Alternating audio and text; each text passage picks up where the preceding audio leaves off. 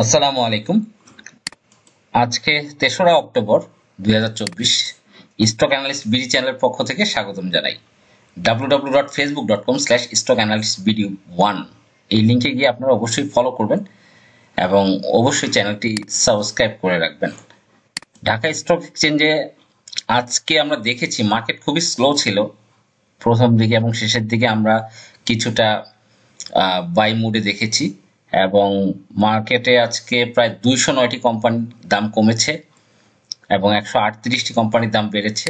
তাই মার্কেটে যে ইন্ডেক্স সেটা যদি আমরা একটু পর্যবেক্ষণ করি এই মুহূর্তে যে আজকে ৫,৪০৮ পয়েন্ট এই কাছাকাছি থেকে কিন্তু একটু উপরে এবং একটা ভালো ক্যান্ডেল দিয়েছে এবং এই ক্যান্ডেল দিয়ে বোঝা যাচ্ছে যে রবিবার মার্কেটের কন্ডিশন খুবই ভালো একটা পজিশন হওয়ার মতো এবং এইখান থেকে আশা করি মার্কেট ঘুরে যাবে ইনশাল্লাহ। মানে আর কত দরপতন, যে হারে দরপতন হয়েছে প্রত্যেকটা স্টক আমরা যদি দেখি টপ লুজার কোম্পানিগুলো হিউজ পরিমাণ প্রাইস কিন্তু ফল করেছে। তা যাই হোক, ঢাকা স্টক এক্সচেঞ্জে আজকে আপার সার্কিটে দুইটি স্টক ছিল, তার ভিতরে একটা জেড এবং একটা বি ক্যাটাগরি, ডোমিনেজ এবং শ্যাম্পু সুগার। এছাড়া আমরা দেখেছি টোটাল ওভারঅল মার্কেট ভিউ দেখলে দেখবো যে আজকে অনেক হাইপেড কোম্পানিগুলো একটু কারেকশনে ছিল এবং ছোট ছোট কোম্পানিগুলো কিন্তু আজকে একটু আপ হয়েছে এবং ওভারঅল মার্কেটটা পর্যবেক্ষণ করলে আমরা দেখতে পারবো আগামী সপ্তাহ থেকে মার্কেট অবশ্যই একটু ভালো করার পসিবিলিটি রয়েছে, যেহেতু বেশ কারেকশন হয়েছে ইন্ডেক্সের এবং একটা বড় কারেকশন আমরা গতকাল দেখেছি। আমাদের যে স্টকটি ছিল ওয়াচ লিস্টে সমরিতা হসপিটাল, এই স্টকটি কিন্তু বেশ ভালো সময় ধরে কারেকশন হয়েছে। আপনারা দেখেছেন যে আমরা এর আগে প্রথম যে ভিডিও দিয়েছিলাম ৬৫-৬৬ টাকা এই লেভেলটায় এবং সেই লেভেলটায় মার্কেটের সার্বিক কন্ডিশনে সেটা কিন্তু আবার সেই লেভেলটা ফিরে এসছে এবং আজকের যে ক্যান্ডেলটা রয়েছে ক্যান্ডেলটা খুবই পজিটিভ একটা ক্যান্ডেল, গ্রিন ক্যান্ডেল এবং হচ্ছে আপ ট্রেন্ডে যাওয়ার জন্য একটা প্রাথমিক যে সূচনা সেটা কিন্তু আজকে দেখেছি। এবং আমাদের যে সমরিতা হসপিটালের বাই সেল চার্ট আমরা যদি দেখি সেখানে দেখব যে প্রচুর পরিমাণ বায়ার রয়েছে, সেলার খুবই কম।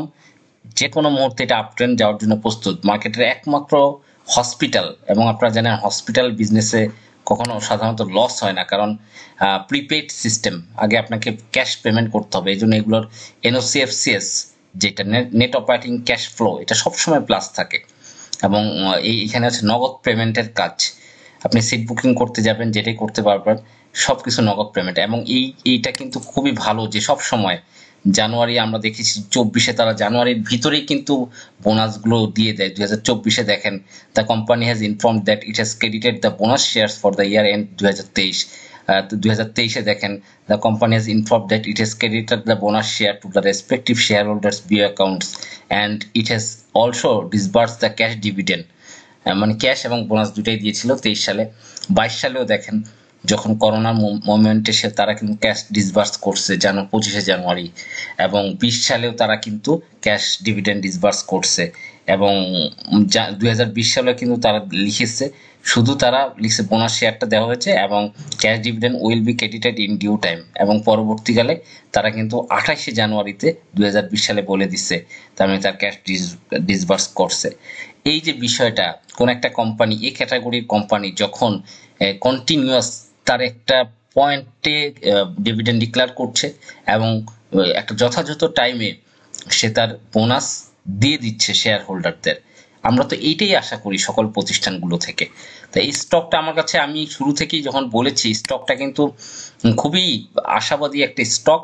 এই স্টকটার এ ক্যাটাগরির শেয়ার এবং হচ্ছে এটা একমাত্র হসপিটাল যেটার একটা ভালো রিজার্ভ রয়েছে এবং এটার লো পেইড আপ, মানে খুবই লো পেইড আপ শেয়ার। এবং আমরা যদি এটার উইকলি মান্থলি দেখি সেখানেও দেখবো যে মান্থলি চার্টে সে কিন্তু একটা সাপোর্ট লেভেলে সুপার সাপোর্ট জোনে ওয়েট করছে একটা লম্বা আপ ট্রেন্ডের জন্য। মার্কেটের কারেকশনে সে কিন্তু এই কারেকশন জোনেই কিন্তু বারবার অ্যাকুমুলেশন হচ্ছে স্টকগুলো এবং এইখান থেকে কিন্তু যেহেতু ডিভিডেন্ড টাইম আর সময় বেশি দিন নেই, এই মাসেরই লাস্ট উইকে তাকে ডিভিডেন্ড ডিক্লেয়ার করতে হবে জুন ক্লোজিং স্টক।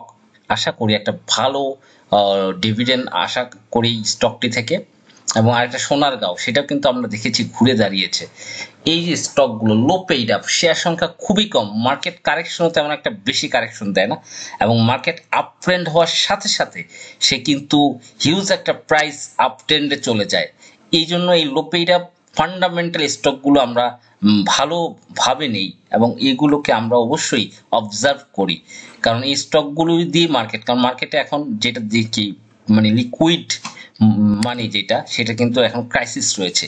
এই মুহূর্তে হাই পেড আপ শেয়ারগুলোর আপ ট্রেন্ড কিন্তু খুবই কম দেখা যায়, একদিন আপ ট্রেন্ড করলে পরে আর করতে পারে না। কিন্তু লো পেড আপ সেই শেয়ারগুলো, এই স্টকগুলো খুবই ভালো করে এই ধরনের মার্কেট সিচুয়েশনগুলোতে। এটা ন্যাব, খুবই ভালো ন্যাব রয়েছে। আর ইনস্টিটিউটের আপডেটও দেখতে পাচ্ছি, হয়তো এই অক্টোবরের আপডেটে দেখতে পারবো, ইনস্টিটিউট হয়তো মেবি কালেকশন করতে পারে, এখানে আপডেটে চলে আসবে গত মাসের যে সেপ্টেম্বরের আপডেটটা। যাই হোক, আজকে টপ লুজার কিছু কোম্পানি যদি দেখি, টপ লুজার সেখানে দেখবো কিছু জেট কোম্পানি, ন্যাশনাল টি। দেখেন ন্যাশনাল টি কোম্পানিটা আপনার যখন বোনাস, রাইট শেয়ার দেয়, তার কিন্তু কন্টিনিউয়াস প্রাইস প্রতিদিন বাড়ছিল। গত মাসে আমরা দেখেছি ন্যাশনাল টি কোম্পানির, সেটা সেপ্টেম্বর মাস, এবং টানা কিন্তু ভালো প্রাইস আপট্রেন্ড করেছিল, কিন্তু এরপরে কিন্তু ন্যাশনাল টি কোম্পানিটা ডাউন করে, এবং সেই ডাউন করে হচ্ছে 15ই সেপ্টেম্বর থেকে। 29 আগস্ট থেকে 12ই সেপ্টেম্বর টানা আপট্রেন্ড, এরপর কিন্তু ডাউন জেট ক্যাটাগরি। যারা আটকিয়েছেন আসলে ব্যাড লাক তাদের জন্য। স্ট্যান্ডার্ড সিরামিক্স, এই স্টকগুলো, জেট ক্যাটাগরি স্টকগুলো অনেকটা সাপোর্ট লেভেল, কিন্তু জেট বলে তাদের কোনো কোম্পানি ইনফরমেশন নাই, এই জন্য কন্টিনিউয়াস কিন্তু এগুলো সাপোর্ট লেভেল ভেঙে নতুন সাপোর্ট তৈরি করে। একটা জিনিস মনে রাখবেন, যে সকল কোম্পানিগুলোর update information, dividend information, EPS information এই ধরনের কোনো ল্যাকিংস থাকে, এরা কিন্তু সাপোর্ট ভেঙে নিচে নতুন সাপোর্টের গন্তব্যে পৌঁছায়, এবং আমরা এই ধরনের সবসময় দেখি। এছাড়া জেট গ্রুপের বেশ আজকে বামে হল্ড ছিল অনেকগুলো শেয়ার। এছাড়া ইন্ডেক্স অ্যাগ্রো, এই স্টকটা কিন্তু কমছে, এবং তার যে লোয়ার লো সাপোর্ট 58, সেই দিকেই কিন্তু এগোচ্ছিল, তা কিছুটা ঘুরে দাঁড়িয়েছে আজকে লাস্ট টাইমে। ক্রিস্টাল ইন্স্যুরেন্স, সেটাও আমরা দেখেছি। এছাড়া আরো যেগুলো দেখেন, যেগুলো আপনার ম্যাক্সিমাম কারেকশন, লিব্রা ইনফিউশনও কারেকশন গিয়েছে, প্রফিট টেকিং ছিল, তাছাড়া এটার একটা আপট্রেন্ডে ছিল, সেখান থেকে একটু কারেকশন স্বাভাবিক। এরপরে যদি আমরা দেখি মেঘনা সিমেন্ট, তারপর হচ্ছে গ্রামীণ টু, অনেক শেয়ার কিন্তু আজকে মোটামুটি কারেকশনে গিয়েছে। তা আমরা আশা করব মার্কেটের সিচুয়েশন, যেহেতু লাস্ট মোমেন্টে কিন্তু আমরা একটা ভালো ক্যান্ডেল দেখেছি মার্কেটে, আগামী সপ্তাহে রবিবার থেকে মার্কেট একটা আপট্রেন্ড ক্যান্ডেল আমরা দেখতে চাই, এবং বিনিয়োগকারীদের যে দুঃখ কষ্ট আছে, আশা করব বর্তমান কমিশন এমন কোনো সিদ্ধান্ত নেবে না হুটহাট যেটা বিনিয়োগকারীদের স্বার্থে লাগে।